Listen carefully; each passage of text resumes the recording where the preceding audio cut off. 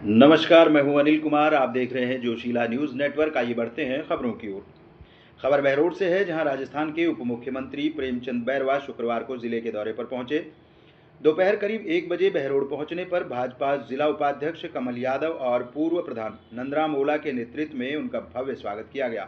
आपको बता दें, यह उप मुख्यमंत्री बनने के बाद प्रेमचंद बैरवा का पहला दौरा है। बैरवा ने जिले में करीब 15 करोड़ रुपए की लागत से तैयार विभिन्न विकास परियोजनाओं का लोकार्पण व उद्घाटन किया। इस दौरान दोपहर 3 बजे बरडोद में राजकीय कन्या महाविद्यालय का लोकार्पण कर शाम 4 बजे बहरोड में राजकीय कन्या महाविद्यालय का उद्घाटन और समाज कल्याण विभाग की ओर से दिव्यांगजनों को स्कूटी व ट्राईसाइकिल वितरण किया। इसके बाद शाम 5 बजे हमीरपुर में कस्तूरबा गांधी बालिका आवासीय छात्रावास का उद्घाटन कर शाम 6 बजे गांव नांगल खोड़िया में प्राथमिक स्वास्थ्य केंद्र यानी पीएचसी का उद्घाटन किया। इन सभी कार्यक्रमों में अलवर सांसद एवं पूर्व केंद्रीय मंत्री भूपेंद्र यादव, बहरोड विधायक डॉक्टर जसवंत यादव, जिला क्रिकेट संघ अध्यक्ष मोहित यादव सहित कई जनप्रतिनिधि मौजूद रहे। वहीं प्रशासनिक स्तर पर कोटपूतली बहरोड जिला collector Priyanka Goswami, DM OP Saharan, ASP Shalini Raj, DSP Kritika Yadav और अन्य अधिकारी भी शामिल हुए। जनप्रतिनिधियों ने कहा कि इन विकास कार्यों से क्षेत्र में शिक्षा, स्वास्थ्य और सामाजिक सेवाओं को नई दिशा मिलेगी। विशेषकर छात्राओं और दिव्यांगजनों को इसका सीधा लाभ प्राप्त होगा। देखिए पूरा कार्यक्रम हमारे साथ। विभाग के रूप में हमारा संकल्प है कि ग्रामीण क्षेत्रों की बेटियां भी उच्च शिक्षा प्राप्त करें, नई ऊंचाइयां छुए और आज बहरोड की ये पावन धरती उस संकल्प का जीवंत प्रमाण बन गई है। बहरोड जो अपनी समृद्धि, सांस्कृतिक विरासत जैसे मनसा माता मंदिर, दहमी कला हनुमान मंदिर और रोज बहरोड आदि के लिए जाना जाता है, अब शिक्षा के क्षेत्र में भी एक नया अध्याय जुड़ गया है। इस महाविद्यालय का निर्माण हमारी सरकार के बेटी बचाओ बेटी पढ़ाओ अभियान और उच्च शिक्षा को सुलभ बनाने की दिशा में एक महत्वपूर्ण कदम है। यहाँ हम छात्राओं को आधुनिक कक्षाएं, पुस्तकालय, लेबोरेटरी, डिजिटल सुविधाओं के साथ गुणवत्तापूर्वक शिक्षा प्रदान करेंगे। हमारी सरकार का लक्ष्य है कि गुणवत्तापूर्वक शिक्षा उपलब्ध करवाना है, ताकि हमारी बेटियां न केवल डिग्री प्राप्त करें बल्कि आत्मनिर्भर और सशक्त बनकर समाज में अपना योगदान दे। मैं चाहता हूं कि ग्रामीण क्षेत्रों की लड़कियों की शिक्षा के मार्ग में किसी भी प्रकार की कोई बाधा न आए। हमारा लक्ष्य है कि हर बेटी जो यहाँ प्रवेश लेगी वह न केवल ज्ञान प्राप्त करेगी बल्कि नेतृत्व के गुण के साथ भी ओतप्रोत होगी, क्योंकि एक शिक्षक बेटी दो परिवारों और पूरे समाज को दिशा देती है। प्रिय छात्रों, आज से आप इस नवनिर्मित महाविद्यालय की प्रथम पीढ़ी है। आपका कर्तव्य है कि आप कड़ी मेहनत करें, अनुशासन का पालन करें और अपने सपनों को साकार करें। याद रखें, शिक्षा केवल किताबी ज्ञान नहीं बल्कि चरित्र निर्माण और स्वावलंबन का माध्यम है। राजस्थान की मिट्टी ने हमेशा विदुषियों और ज्ञान रूपी प्रेरणा स्रोतों को जन्म दिया है। कल्पना चावला अंतरिक्ष को छूने से लेकर भारत के सर्वोच्च वैधानिक पद पर श्रीमती द्रौपदी मुर्मू का आसीन होना हम सभी के लिए नारी सशक्तिकरण, त्याग, बलिदान और देश के लिए कुछ विशेष करने का प्रेरणापूर्ण। अब आपकी बारी है, आप भी इस परंपरा को आगे बढ़ाते हुए अपने शिक्षकों का सम्मान करें, अनुशासन को अपनाएं और मेहनत को अपना मंत्र बनाएं। आपकी सफलता न केवल आपकी बल्कि पूरे बहरोड, पूरे राजस्थान और पूरे भारत की सफलता होगी। अपनी उच्चतम क्षमता तथा दुनिया की सबसे बड़ी अर्थव्यवस्था बनना करोड़ों लोगों के जीवन में तभी बदलाव हो सकेगा जब युवा जिम्मेदारी लेने के लिए तैयार हो। हम अपनी प्राचीन सभ्यता, संस्कृति और उनके सही मार्ग पर गर्व करें, जिसने बताया गया है कि अपने कर्तव्यों को, जिम्मेदारियों को निभाते हुए कैसे सही मार्ग का पालन कर सकते हैं। इसी तरह हमारे संविधान में निहित मूल्य यानी समानता, न्याय, बंधुत्व और स्वतंत्रता के प्रति हम सदैव सजग रहें और अपने नागरिक कर्तव्यों की पालना की भी सुनिश्चित करें। ये लोकार्पण राजस्थान की प्रगति का प्रतीक है। आइए हम सब मिलकर संकल्प लें कि बहरोड की धरती ज्ञान की ज्योति से जगमगाए। बंधुओं, में प्रदेश का आयुष मंत्री हो। हमारी सरकार केवल उच्च शिक्षा क्षेत्र में ही नहीं बल्कि आयुष के क्षेत्र में भी इस क्षेत्र के लोगों के स्वास्थ्य बेहतर बनाने की सुविधा विकसित कर रही है, क्योंकि मैं आयुर्वेद मंत्री होने के नाते मैं आपसे भी निवेदन करना चाहूंगा कि आप सब आयुर्वेद की तरफ अपना खान पान, अपना रहन सहन, क्योंकि आयुर्वेद जीवन जीने की एक कला है और इस कला को अपनाएं, क्योंकि आयुर्वेद दवा आपके शरीर पर कोई प्रभाव नहीं छोड़ती। इसलिए आप सब इस आयुर्वेद पद्धति को भी अपनाएं और अपने स्वास्थ्य का लाभ लें, आपका स्वास्थ्य निरोगी रहे, इसके लिए भी आप सबको ध्यान देना होगा। और लेट होने का मतलब है कि आगे के कार्यक्रम भी बिगड़ते चले जाते हैं। हम ये चाहते हैं, मेरा और आप में कुछ सोच में अंतर है।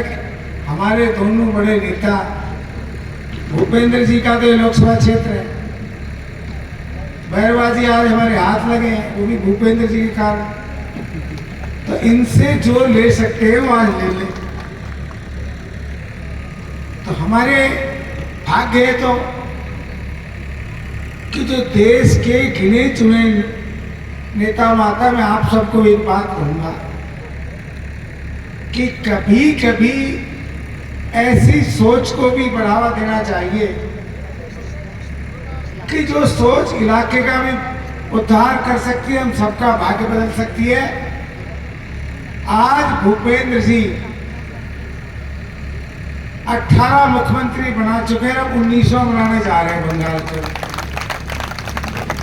तो बंगाल में किसका नाम होगा? मेरे अलवर के सांसद। तो हमारे लिए तो यही गौरव की बात है। गांव में कोई आईएएस बन जाए, आईपीएस बन जाए, आईआईटी में आ जाए, किसी उसमें आ जाए, तो सब कहते रहे कि गांव को नाम कर दे। तो हमको तो पहले अब अपने आप को समर्पण करना पड़ेगा, अपनी सोच को बदलना पड़ेगा कि सौभाग्य हमारे ऐसा सांसद हमको हाथ लगा है जो हमें पूरे देश के अंदर मान सम्मान और इज्जत दिला रहे, पूरे देश के अंदर जाने जा रहे हैं। ऐसा कोई देश नहीं, प्रदेश नहीं जिसने आपकी पहचान की। तो हमारे लिए यही बहुत बड़ी गौरव की बात है। हमें आज भी याद है, इस श्रेणी के नेताओं से मिलने के लिए हम महीनों महीनों दिल्ली के चक्कर काटे और हम ये सोचा करते थे कि ये नेता हमारा नाम लेते या हमको हाथ मिला ले। अब कुदरत की बात है, आप लोगों ने जिता दिया, अपना इनका करिश्मा है, मोदी जी और अमित शाह जी की इन पर कृपा है, नड्डा जी की। आज ये राष्ट्र के हर क्षेत्र में अगर कहीं जो सख्त से सख्त राज्य होता है उसमें किसको लगा दो? भूपेंद्र जी को लगा दो, अपना पेड़ा पार हो जाए। हम सब और काम के मामले में मैं तो ताजुब ये करता हूँ, नेता हम भी रहे, कितना कैसे टाइम निकालते हैं। 24 घंटा चाहे बंगाल में ही काम कर रहे हैं, फिर भी इनकी सोच में अलवर जिला रहता है। अलवर जिले में भी अगर सबसे ज्यादा किसी से मन से लगाव करते हैं तो वो राठ क्षेत्र से। और राठ क्षेत्र से भी क्यों करते हैं कि इस क्षेत्र में पढ़े लिखे लोग हैं, विद्वान लोग हैं, इस क्षेत्र के लोग विकास चाहते हैं, इस क्षेत्र के लोग काम चाहते हैं, इस क्षेत्र के लोग बात को समझते हैं। तो मैं मानिए काम भी इतने हैं कि अब काम गिनवाते गिनवाते थक लेंगे। कुछ कल कांग्रेसी पिल्ले छोटे छोटे और स्टेटमेंट देते कॉलेज का उद्घाटन क्यों करा रहे थे, इनका बनाया हुआ नहीं। सरकार किसी न किसी के समय में कोई ना कोई प्रोजेक्ट बनता है और ये प्रिंसिपल बैठा हुआ इस कॉलेज का, इसने मुझे कहा साहब पिछली सरकार ने बच्चों के भविष्य को डुबो दिया कि मेरे अलावा यहाँ कुछ भी नहीं है, ना मिनिस्ट्रियल स्टाफ है, ना क्लर्क है, ना चपरासी है, ना लेक्चरर है, ना कुछ और है, और बच्चों का भविष्य बिगड़ रहा है। तो हमने दिमाग में आई, मैंने माननीय कि उच्च शिक्षा मंत्री बैठे हुए हमारे डिप्टी सीएम साहब, इनके मैंने एक ही बात कही कि माननीय भूपेंद्र जी के क्षेत्र में कार्यक्रम है, वो उपस्थित रहेंगे। तो मेरा तो सीना गर्व से चौड़ा हो गया। इन्होंने उल्टा मुझे कहा कि मेरा तो सौभाग्य होगा कि भूपेंद्र जी के साथ मेरा पूरा दिन का दौरा बनेगा। कितनी बड़ी बात है। और माननीय बैरवा साहब आपका स्वागत भी करते हैं, सत्कार भी करते हैं। पर मैं एक बात खुल के आज हमारे साथियों कहूँगा कि आपको हर कौम चाहती है, पर आप भी थोड़ा सा एक चीज़ से हटके थोड़ा करेंगे। हालांकि पार्टी हमारी जात पात नहीं मानती, पर जब दूसरा जो चाहता है उसको उतना प्यार तो देना पड़ेगा। जिस दिन आप डिप्टी सीएम की शपथ ली, हमारा पूरा दलित समाज खुश था, हर दलित समाज के घर में दिए जलेंगे। तो आपसे भी मेरा निवेदन है कि दलित समाज का कोई व्यक्ति आए तो शर्माया मत करो कि लोग कहेंगे जातिवाद कर रहा है। नहीं, उनका हक है आपके ऊपर। दलित समाज का भला करना तो पार्टी चाहती है, पार्टी कर रही है, पर मैं आपसे निवेदन करता हूँ आप खुल के उनकी बात को सुना करो, उनके पक्ष में काम किया करो, क्योंकि हर आदमी गौरवान्वित है। आपसे मेरा निवेदन है कि मैं तो इस मौके पे एक ही बात कहूँगा, हमारे क्षेत्र में कई कहते हैं तुमने मांगा नहीं कुछ, क्या मांगे? कॉलेज तो हमने बैरवा जी को गोद दे दिया, अपना आप करेंगे।